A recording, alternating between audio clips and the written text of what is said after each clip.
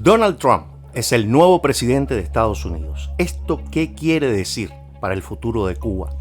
Como tú ni yo tenemos una bola de cristal ni la habilidad de predecir el futuro, te invito a que demos una rápida mirada a la historia de los últimos 65 años y la relación abiertamente tirante y hostil entre ambos países desde 1959.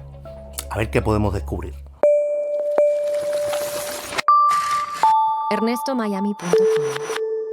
La relación entre Cuba y Estados Unidos se ha movido siempre entre la tirantez y ciertos y tibios acercamientos, según las diferentes estrategias geopolíticas, no solo con relación a la región, sino también en torno a los movimientos fundamentales de la política internacional.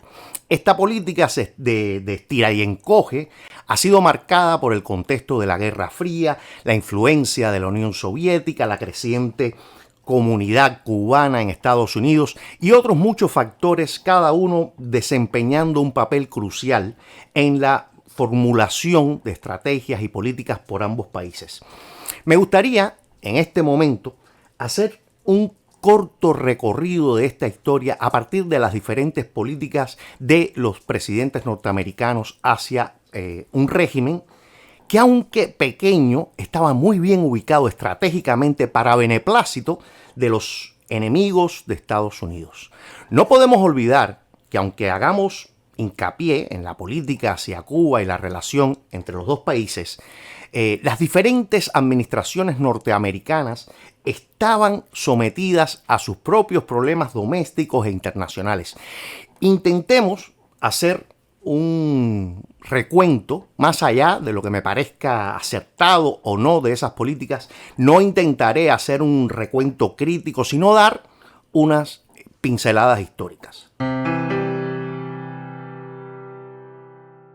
Eisenhower le pilla la huida de Batista en 1959 a fines de su segundo mandato como presidente. Estados Unidos en ese momento vivía el apogeo de la Guerra Fría y las protestas por la igualdad racial. Es la época del famoso caso en la Corte Suprema de Brown versus Board of Education y se está gestando poco a poco lo que luego será el conflicto en Vietnam.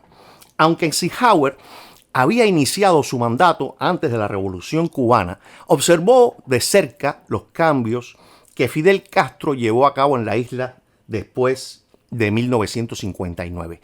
La reforma agraria, la retórica antiimperialista y antinorteamericana, la nacionalización de empresas estadounidenses generaron un tremendo descontento en Washington, que veía con bastante recelo que estas políticas fueran una amenaza a sus intereses en el hemisferio. La administración de Eisenhower tenía el potencial de la Revolución Cubana para expandirse y especialmente su cercanía con la Unión Soviética y la visita de Anastas Mikoyan a La Habana en 1960. Tras una conferencia de prensa en Washington, el presidente norteamericano ordena una drástica reducción en la cuota de importación de azúcar cubano para este año. Después de una paciente espera y mucha deliberación, el revés para la economía de Cuba es finalmente provocado por la incautación de 2 refinerías de petróleo estadounidenses y una británica por parte del primer ministro Fidel Castro. La medida le costará a Cuba $93 millones en ventas a Estados Unidos. Formosa es uno de los otros proveedores de azúcar que podría aumentar los envíos para satisfacer las necesidades estadounidenses. En el pasado, Cuba ha suministrado casi un tercio del total y a un precio mejor que el del mercado mundial. Esta acción de Estados Unidos se toma con reticencia después de muchas provocaciones por parte del régimen de Castro. Ese mismo año, Eisenhower impuso un embargo parcial sobre las exportaciones de azúcar cubano hacia Estados Unidos, que marcó el inicio de la política de sanciones económicas que van a definir las relaciones entre ambos países en las siguientes décadas. La medida no era solo una reacción a la expropiación y nacionalización de las propiedades estadounidenses, sino también un intento de debilitar económicamente al gobierno de Fidel Castro. En enero de 1961, poco antes de abandonar la presidencia, Eisenhower rompe relaciones con Cuba buscando una política de aislamiento diplomático que se mantendría durante décadas como parte de las estrategias de Estados Unidos. Esta ruptura simbólica marcó el comienzo de una gran presión política y de una gran presión económica.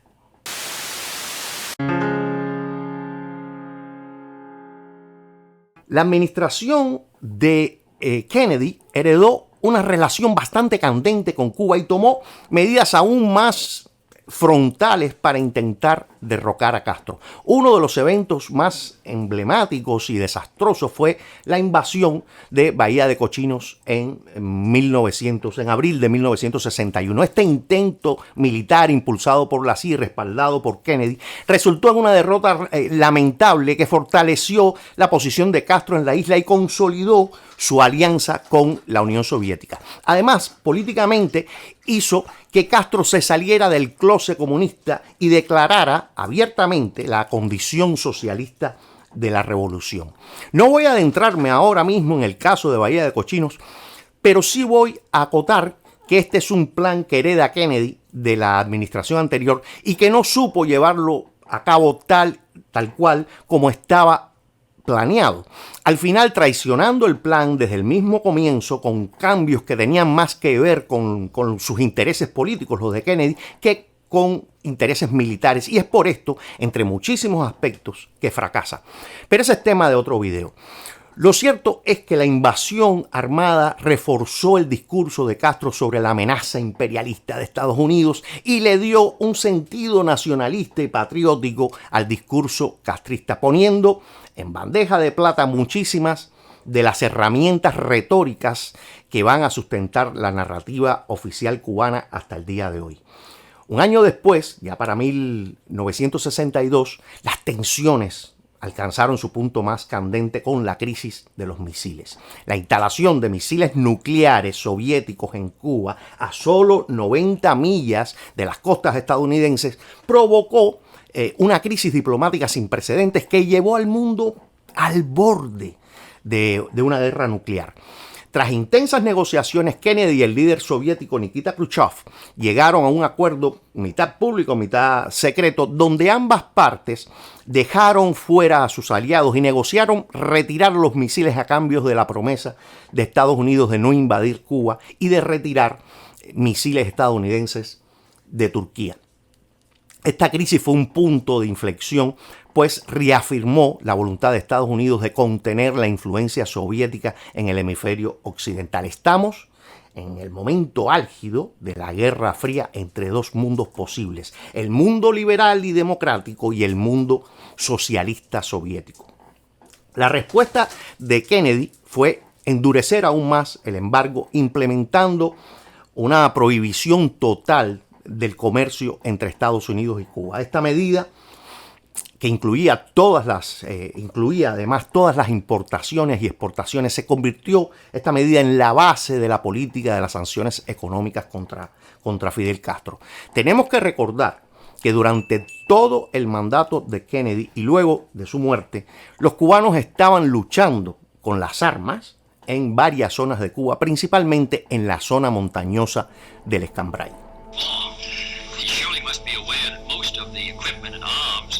El señor Nixon parece ignorar que la mayor parte del equipo, armas y recursos para Castro provinieron de Estados Unidos, fluyendo desde Florida y otras partes del país hacia las montañas cubanas. No hay duda de eso. En segundo lugar, creo que si alguna sanción económica contra América Latina va a ser efectiva, debe ser multilateral, debe incluir a otros países de América Latina. La acción tomada esta semana contra la economía cubana tendrá un efecto mínimo. Creo que Castro puede reemplazar fácilmente esos mercados a través de América Latina, Europa y Europa del Este.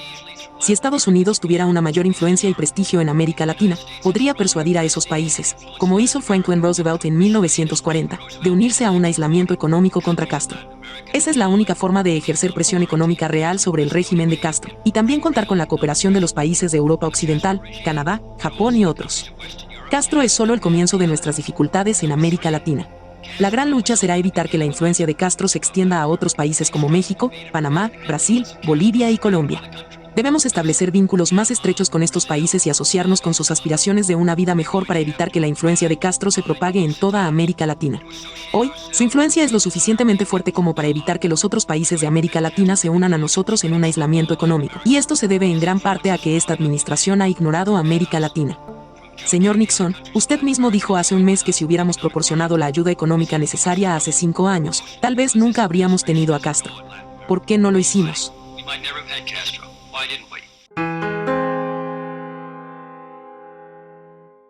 El presidente Johnson, quien asumió el poder tras el asesinato de Kennedy, continuó con la política de aislamiento hacia Cuba, pero el ambiente internacional y las preocupaciones norteamericanas estaban centradas en la guerra de Vietnam y los movimientos por los derechos civiles en Estados Unidos. Aún así, en 1966, Johnson firma la Ley de Ajuste Cubano, que otorgaba a los refugiados cubanos la posibilidad de obtener la residencia estadounidense tras un año de permanencia en el país.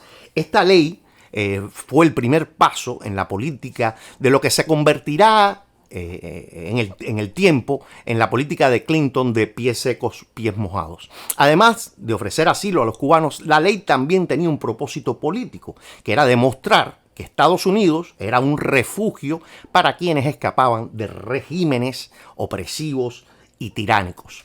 Johnson evitó escalar las tensiones con Cuba, pero sin promover un cambio de política drástico, y se concentró en los desafíos que tenía dentro de los Estados Unidos.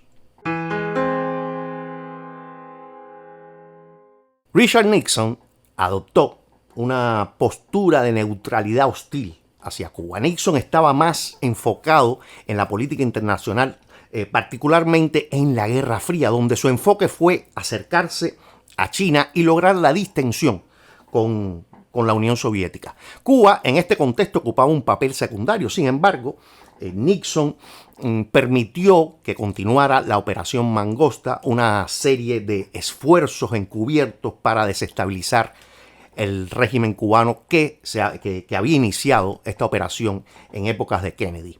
Las operaciones encubiertas de la CIA, aunque no lograron completamente desestabilizar efectivamente al gobierno cubano, revelaron la persistencia de Estados Unidos en su esfuerzo por debilitar a Cuba sin entrar directamente en una confrontación en la arena política o militar. Sin embargo, Nixon no mostró un interés particular en cambiar la política hacia Cuba, dejándolo en una especie de estado de estancamiento. Esta era la visión sobre Cuba que tenía Nixon en su debate cuando aspiraba a la presidencia contra Kennedy.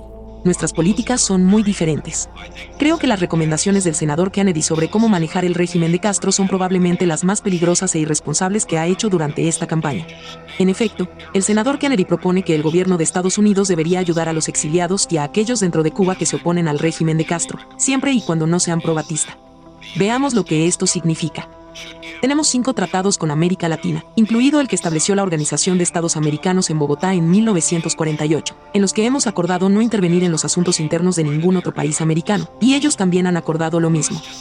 La Carta de las Naciones Unidas, su preámbulo, el artículo 1 y el artículo 2 también estipulan que no debe haber intervención de una nación en los asuntos internos de otra. No sé qué sugiere el senador Kennedy cuando dice que deberíamos ayudar a los que se oponen al régimen de Castro tanto dentro como fuera de Cuba, pero sé que si siguiéramos esa recomendación perderíamos a todos nuestros amigos en América Latina. Probablemente seríamos condenados en las Naciones Unidas y no lograríamos nuestro objetivo. Sé otra cosa. Sería una invitación abierta para que el señor Khrushchev intervenga en América Latina y nos involucre en lo que podría ser una guerra civil, y posiblemente algo peor. Esta es la principal recomendación que él ha hecho. Ahora, ¿qué podemos hacer? Podemos hacer lo que hicimos con Guatemala. Había un dictador comunista que heredamos de la administración anterior, y aislamos a Arbenz. Como resultado, el propio pueblo guatemalteco se levantó y lo derrocó. Estamos aislando a Castro hoy, lo aislamos diplomáticamente al retirar a nuestro embajador, y económicamente al cortar el comercio. La afirmación del senador Kennedy de que el comercio que hemos cortado no es significativo es completamente errónea. Estamos cortando los artículos esenciales que el régimen cubano necesita para sobrevivir. Al cortar el comercio y nuestras relaciones diplomáticas, vamos a aislar este régimen de modo que el pueblo cubano mismo se encargue de Castro.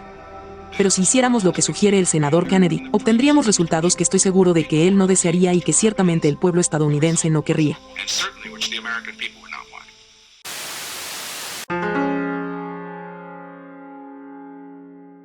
Gerald Ford, quien sustituyó a Richard Nixon tras el escándalo de Watergate, mostró un enfoque más pragmático en la política hacia Cuba. Ford en 1975 permitió el comercio con subsidiarias de empresas estadounidenses en el extranjero, lo que representaba una apertura parcial en el marco del embargo norteamericano.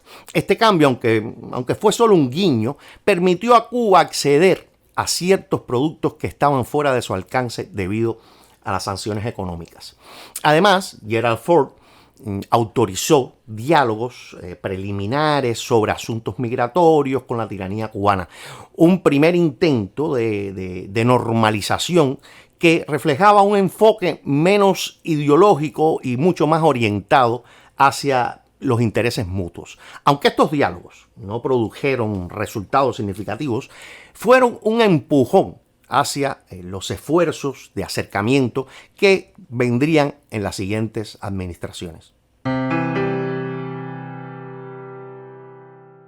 Jimmy Carter tiene una situación económica de estancamiento e inflación en la arena internacional, enfrenta la toma de rehenes en la embajada de Estados Unidos en Teherán y para fines de su mandato la Unión Soviética invade Afganistán. Aún con toda esa problemática interna y externa, Carter llevó a cabo la apertura más significativa hacia Cuba desde 1959. En 1977 estableció las secciones de intereses en Washington y en La Habana, lo que permitió un nivel limitado de representación diplomática sin la formalidad de tener embajadas. Este acercamiento simbolizaba la voluntad de Carter de promover una especie de coexistencia pacífica, algo que Castro sabrá aprovechar muy bien para su proceso de infiltración y luego el éxodo masivo de 1980.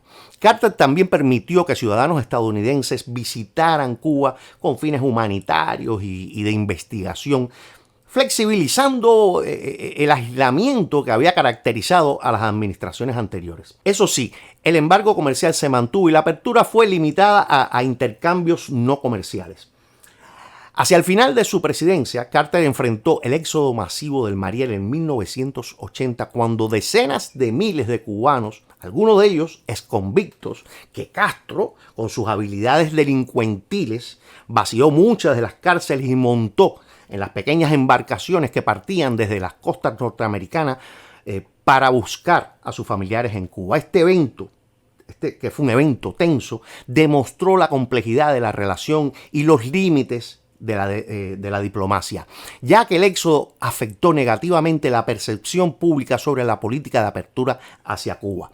Aún con este fracaso evidente de una política de acercamiento por parte de Estados Unidos, los siguientes presidentes demócratas no aprendieron la lección de 1980.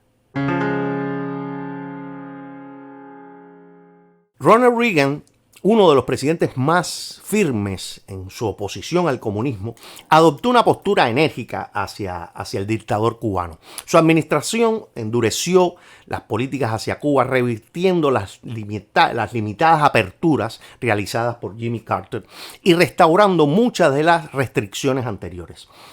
Reagan veía a Cuba como una extensión de la influencia soviética en el hemisferio occidental y un riesgo directo para la seguridad estadounidense. Su política hacia la isla formaba parte de una estrategia global de contención del comunismo conocida como la doctrina Reagan, que consistía en apoyar a movimientos anticomunistas en América Latina, especialmente en países donde Cuba tenía influencia o intervención activa, como era el caso de Nicaragua y El Salvador. Esta doctrina buscaba debilitar la capacidad de Cuba para extender la ideología comunista en la región y respaldar regímenes afines al modelo soviético.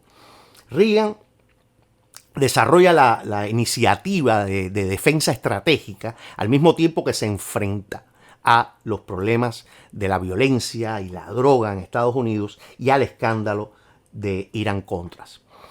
Ya con Reagan entra en juego una de las organizaciones civiles y políticas que más influyó en la política de Estados Unidos hacia Cuba, la Fundación Cubano-Americana, que establece y hace crecer el empresario y anticastrista Jorge Mascanosa. Esta organización, bajo su liderazgo, cambió muchísimo el juego político porque Mascanosa tenía línea directa con presidentes como Reagan, como Bush padre, como Clinton, y esto le concedió al exilio cubano un poder muy grande, poder que en mi opinión se perdió luego de su muerte en 1997. Uno de los programas más significativos por parte del presidente Reagan fue el lanzamiento en 1985 de la emisora Radio Martí, que ayudó a romper la hegemonía discursiva de Castro, ofreciendo una programación variada, una programación diferente al pueblo cubano que entonces, aunque con dificultades técnicas, tenía acceso a otro tipo de noticias. A través de esta emisora de Radio Martí, Reagan y la Fundación Cubano-Americana debilitaron la supuesta legitimidad del régimen castrista al proporcionar noticias y opiniones contrarias al gobierno de Castro, promoviendo la democracia y los derechos humanos. Aunque Radio Martí no cumplió del todo con todos sus objetivos debido a la censura y a las restricciones de Cuba, marcó un antes y un después. Tuvo un impacto informativo que solo superará unas décadas después la llegada de Internet. Comenzó el pueblo cubano en ese momento a entender de una forma más masiva que existía algo que se llamaba derechos humanos. Reagan fue un presidente bastante cercano a la causa cubana y sus visitas al restaurante Versalles en la calle 8 y sus intervenciones los 20 de mayo para festejar el aniversario de la independencia dan fe de todo esto. God bless you and viva una Cuba libre.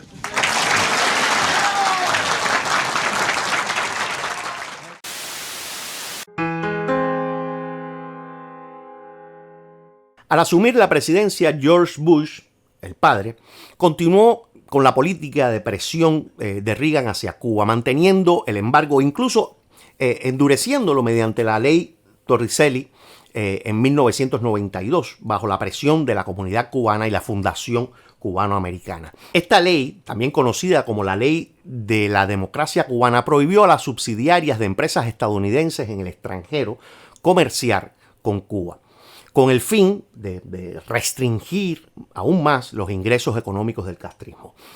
Esta medida buscaba evitar cualquier posible flujo de capital que pudiera fortalecer al régimen en un momento en que la desaparición de la Unión Soviética, su principal aliado, proveedor y proxeneta político, había debilitado significativamente la economía cubana. El presidente Bush, padre, además estuvo parte de su mandato muy ocupado en la primera guerra del Golfo y otros desafíos económicos que tuvo que enfrentar. La caída de la URSS en 1991 dejó a Cuba en una situación extremadamente vulnerable, desprovista del apoyo financiero y los subsidios que llegaban por tuberías durante décadas desde Moscú. La administración Bush esperaba que este debilitamiento llevara a un colapso del gobierno de Castro. Sin embargo, la dictadura cubana, su aparato represivo, el miedo y la obediencia del pueblo logró sobrevivir mediante un proceso de crisis conocido como el periodo especial y comenzó una etapa de cierta desovietización de la economía, despenalizando el dólar que estaba prohibido, abriendo algo el mercado de pequeños servicios y creando consorcios turísticos con cadenas hoteleras al servicio de turistas extranjeros donde los cubanos no podíamos entrar, cadenas como Sol Meliá. Al inicio Clinton mostraba cierto acercamiento más al estilo que había trazado Carter, pero Castro le paró los pies con dos jugadas. Primero, el éxodo de los balseros y luego el asesinato de varios ciudadanos norteamericanos. La política de Clinton, de Bill Clinton, hacia Cuba fue un reflejo de las tensiones entre el interés en una apertura limitada y las presiones políticas de la comunidad cubanoamericana y del Congreso de Estados Unidos. Uno de los momentos más críticos de su administración ocurrió en 1996, cuando dos avionetas civiles desarmadas de la organización Hermanos al Rescate, que se dedicaba a salvar balseros en alta mar, fueron derribadas por la Fuerza Militar Aérea Cubana. Este asesinato obligó a Clinton a firmar la ley Helms-Burton, que codificó el embargo, prohibiendo su levantamiento a menos que se produzca un cambio en el régimen cubano. La ley también penalizó a las empresas extranjeras que hicieran negocios en propiedades expropiadas por el gobierno cubano a ciudadanos norteamericanos, lo cual generó algunas tensiones con aliados internacionales de Estados Unidos. A pesar del endurecimiento del embargo, Clinton implementó una flexibilización parcial en los últimos años de su mandato, permitiendo el envío de remesas y de visitas familiares para los cubanoamericanos. Esta apertura reflejaba una política dual de endurecimiento en aspectos estratégicos y flexibilidad en asuntos humanitarios. Esto fue un intento de ganarse el apoyo de la diáspora cubana. Es bajo el mandato de Clinton donde muere Mascanosa con apenas 58 años y se pierde con él la fuerza política y social que hasta el momento representaba la Fundación Cubanoamericana en su capacidad económica y de movilización de los cubanos exiliados. En su memoria, seguiré haciendo todo lo que pueda para ayudar a que la marea de la democracia que ha barrido todo nuestro hemisferio finalmente llegue a las costas de Cuba. El pueblo cubano debe recibir las bendiciones de la libertad que se les ha negado durante tanto tiempo. Y espero y creo que este día es otro paso importante hacia ese objetivo final. And I hope and believe that this day is another important step toward that ultimate goal. El siglo abre para Clinton y Castro con el caso de Elian González en el año 2000, que fue otro juego político y otra victoria pírrica que se apuntaba el viejo dictador. El rescate de este niño balsero y su posterior disputa por la custodia entre su padre, que vivía en Cuba, y los familiares en Miami, dividió a la comunidad cubanoamericana y reavivó las tensiones diplomáticas entre los dos países. Finalmente, el regreso de Elian a Cuba se percibió como una victoria simbólica para el régimen castrista y una derrota para la comunidad de exiliados en Miami. Tú puedes ayudar al crecimiento y permanencia de este canal. 1. Puedes dar un like, suscribirte y compartirlo con tus amigos. 2. Puedes dar una pequeña donación en el botón de Super Gracias. 3. Puedes entrar en nuestra tienda y comprar algún producto que te guste. Muchísimas gracias por ser parte de esta experiencia.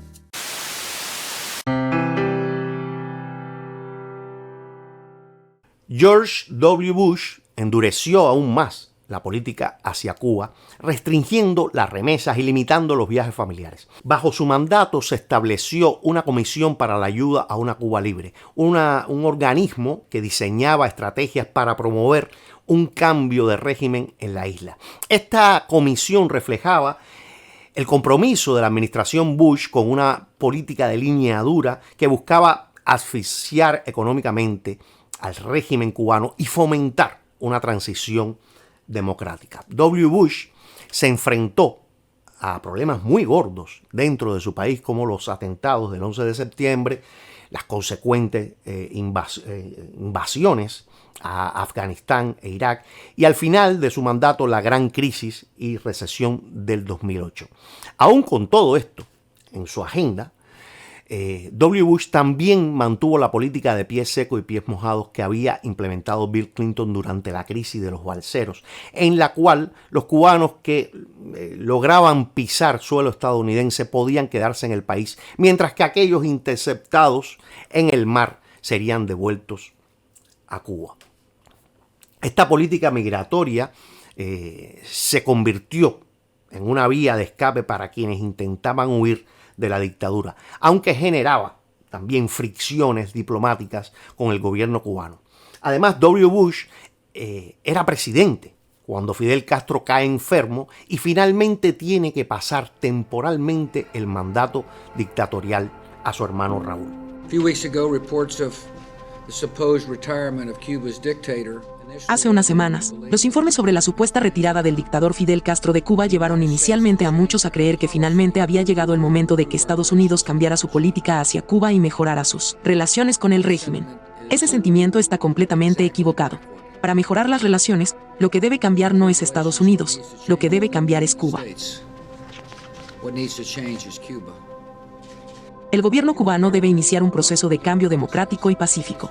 Deben liberar a todos los presos políticos, respetar los derechos humanos en palabras y acciones, y allanar el camino para elecciones libres y justas. Hasta ahora, todo lo que ha hecho Cuba es reemplazar a un dictador por otro, mientras que su antiguo gobernante sigue influyendo en los eventos desde las sombras. So far, all Cuba has done is replace one dictator with another. Este es el mismo sistema, las mismas caras y las mismas políticas que llevaron a Cuba a sus desgracias desde el principio. This is the same system, the same faces, and the same policies that led Cuba to its miseries in the first place. Barack Obama marcó una ruptura histórica en la política hacia Cuba, con una apertura que buscaba establecer una relación diplomática y económica mucho más normalizada.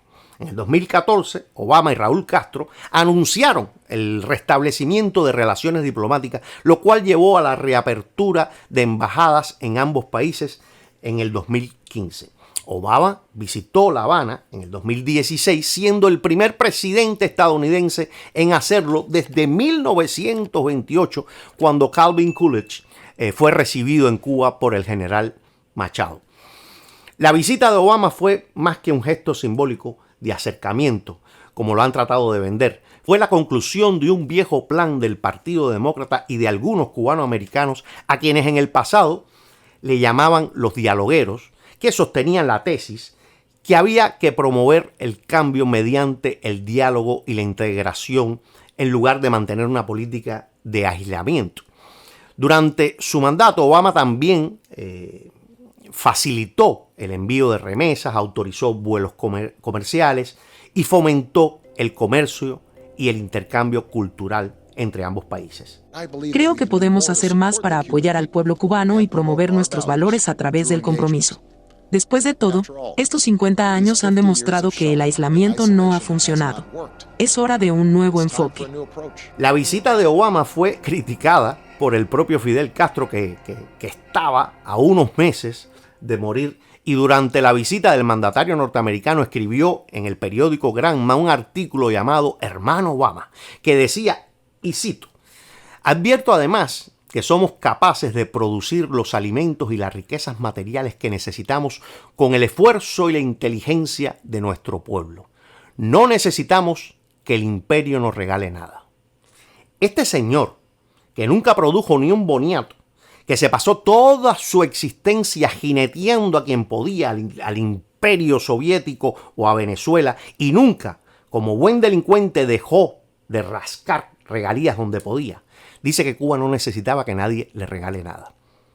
En fin, que luego de unos meses, donde algunos multimillonarios del mundo del entretenimiento se interesaron por aquella isla, le hace aquí los Rolling Stones, Rihanna, Katy Perry y 4 más que se cansaron de tirarse las foticos pintorescas y típicas en la República Bananera, toda aquella promesa se quedó en el fondo de un vaso vacío y la realidad siguió siendo la misma. Un país sin elecciones, sin partidos, sin democracia, sin libre expresión, que mientras estos tontos útiles si hacían sus foticos, los cubanos eran ciudadanos de tercera clase que no podían entrar ni a los hoteles donde esta gentuza se hospedaba. Los dialogueros, al final, se dieron un baño de realidad cuando constataron que nada había cambiado, que aquel acercamiento no era más que una formalidad que solo beneficiaba a la cúpula gobernante y que nunca hubo más mejoría que la de una pequeña ensoñación cuando Cuba volvió por unas semanas a acaparar las portadas de las revistas de moda y de entretenimiento.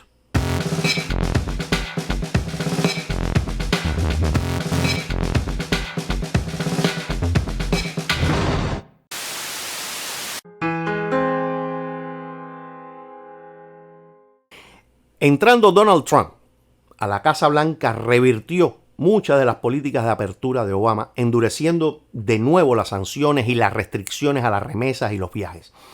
Trump argumentó que el acercamiento de Obama había beneficiado al régimen sin generar cambios significativos en derechos humanos o en la estructura política de Cuba, cosa que fue cierta. Y cumplió las promesas de campaña que había hecho a la comunidad cubana del sur de la Florida.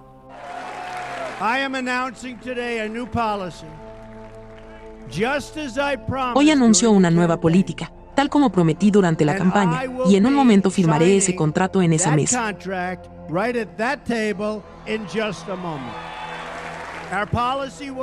Nuestra política buscará un trato mucho mejor para el pueblo cubano y para los Estados Unidos de América.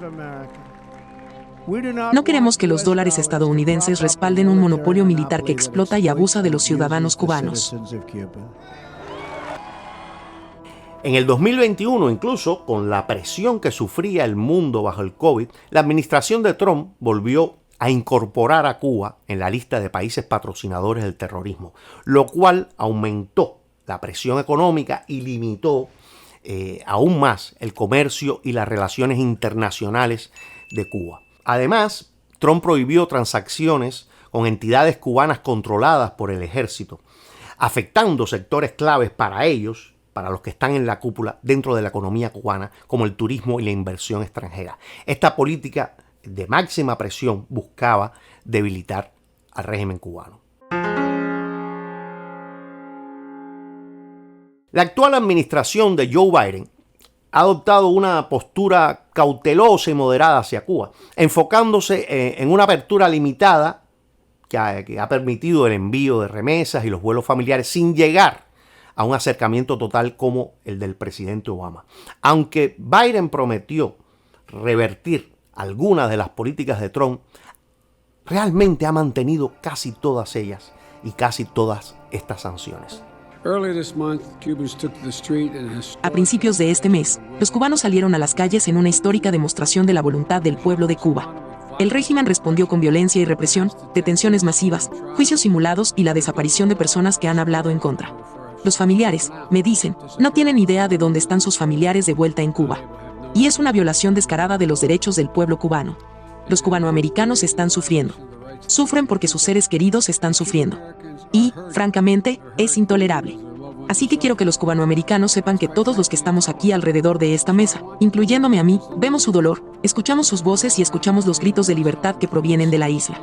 Estados Unidos está tomando medidas concertadas para fortalecer la causa del pueblo cubano. Hemos desplegado la fuerza de nuestra diplomacia, uniendo las naciones para que hablen y aumenten la presión sobre el régimen. Y estamos responsabilizando al régimen. Al mismo tiempo, estamos aumentando el apoyo directo al pueblo cubano, buscando todas las opciones disponibles para proporcionar acceso a Internet y ayudar a los cubanos a eludir la censura que se les impone de manera obligatoria. Siempre sabes que algo no va bien cuando un país no permite que su gente esté en Internet y pueda dar a conocer su caso en todo el mundo. También estamos ampliando nuestra asistencia a presos políticos y disidentes. Y he ordenado al Departamento de Estado y al Departamento del Tesoro que me brinden, en un plazo de un mes, recomendaciones sobre cómo maximizar el flujo de remesas al pueblo cubano, sin que el ejército cubano se quede con su parte.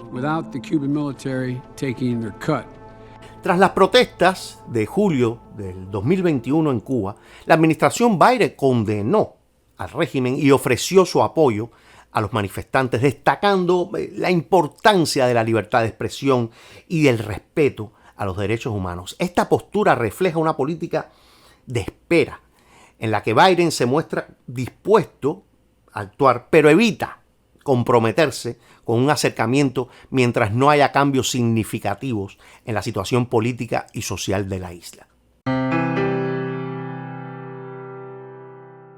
Como dije al inicio, analizar las posibles políticas de la nueva administración de Donald Trump hacia Cuba es dificilísimo, pero podemos especular a partir de dos factores fundamentales. Primero, el mandato anterior de Donald Trump y segundo, la posibilidad que según se ha anunciado en la prensa que podía ser nombrado el senador de la Florida, Marco Rubio, como próximo secretario de Estado. Pero antes me gustaría que nos demos un baño de realidad, porque los cubanos, tan apasionados y tan emotivos, olvidamos que realmente nuestro problema, sin que le falte gravedad, sin que le falte urgencia, no está en las primeras páginas del librito de prioridades que tiene el gobierno de Estados Unidos, ni en política internacional, e incluso me atrevería a asegurar que ni dentro de nuestra región hispanoamericana.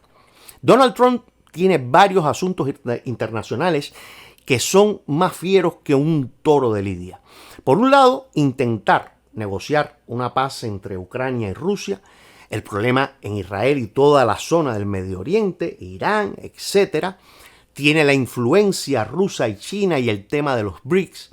En fin, que tiene bastante trabajo, sin contar todo lo que tiene que hacer y sus promesas de campaña con respecto al problema migratorio en Estados Unidos y las cuestiones económicas tan importantes como la inflación. Pero regresemos al mundo de la especulación y partamos de la premisa de lo que conocemos, lo que hizo Trump con respecto a Cuba en su pasado mandato y la posibilidad cada vez más considerable de que Marco Rubio pudiera ser el secretario de Estado.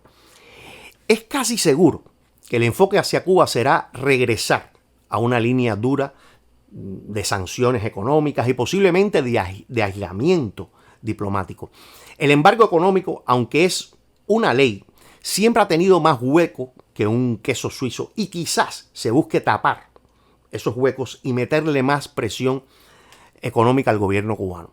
Seguramente ampliarán las sanciones hacia entidades cubanas que operan en sectores claves como el turismo, etc. Y podrían restringir las remesas y los viajes a la isla, revirtiendo cualquier flexibilización que se haya implementado bajo la administración de Biden. Siguiendo las promesas de Trump, podría haber un endurecimiento en los paroles humanitarios, las visas y otras documentaciones, y también restricciones adicionales al procesamiento de refugiados cubanos, salvo en casos de persecución claramente documentada. La posible presencia de Marco Rubio en el cargo de canciller daría a Trump un mecanismo de comunicación para comprender mucho más el problema de Hispanoamérica, ya que Marco Rubio domina perfectamente el español y entiende la cultura de primera mano, lo cual podría lograr alinear a la comunidad internacional y a la Organización de Estados Americanos, a la OEA, para que se unan en sanciones multilaterales y en condena de los países de la región en cuanto a las violaciones de los derechos humanos en Cuba.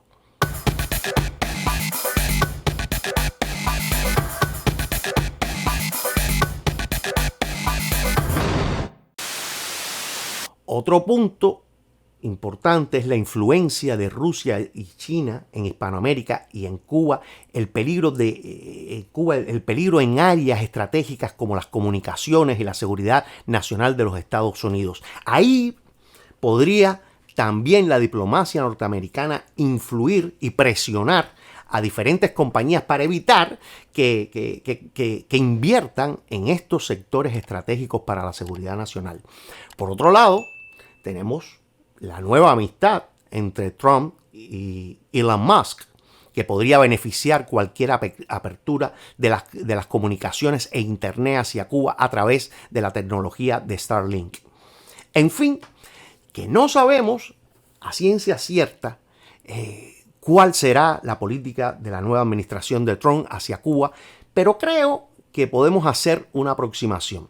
Será seguramente un regreso a la línea dura. Concluyendo, si hiciéramos un gráfico sobre las políticas de las diferentes administraciones norteamericanas con respecto a la dictadura cubana, podríamos poner en una punta los dos momentos álgidos.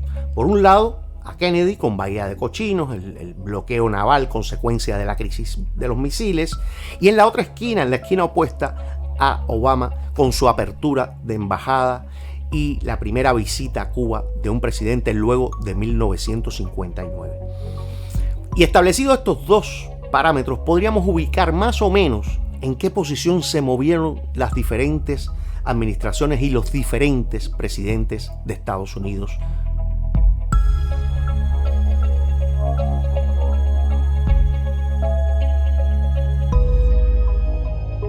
Ahora quedaría ver qué pasará con la nueva administración de Donald Trump. Si disfrutas temas como este, suscríbete al canal, seguramente encontrarás algún video interesante y si así lo deseas puedes dejarme un like y por supuesto te leo en los comentarios. Muchísimas gracias por tu compañía y recuerda, vive y deja vivir.